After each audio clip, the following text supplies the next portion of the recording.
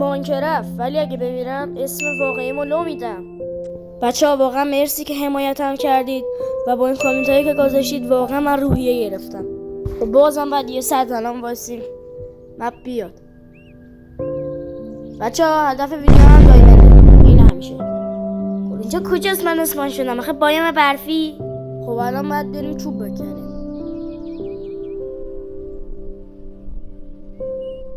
بچه من اینجا رو میذارم رو حالتتون چون خیلی طول میکشه.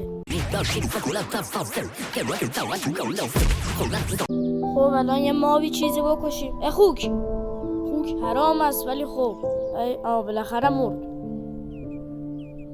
خب بریم دنبال ویلیج بگردیم، یه آیرن گولم چیزی بکشیم، حداقل یه کلنگ گیرمون بیاد بتونیم دایمند بکنیم.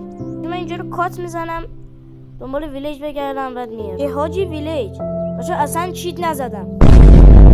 بریم آیرن گولمشو بکشیم.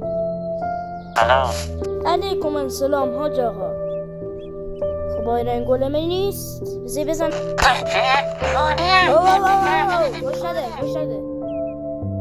آیرن گولمش کجاست بابا؟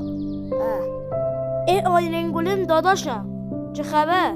ای بابا داداشم آیرن گولم. غلام ببخشید غلام الان بیا.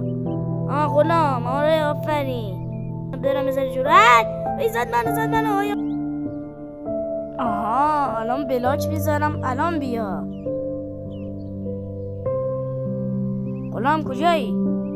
فکر کنم باگ خورده. غلام اون جلو بریم جلوش ببینیم ما رو. خب بچه اسم واقعی من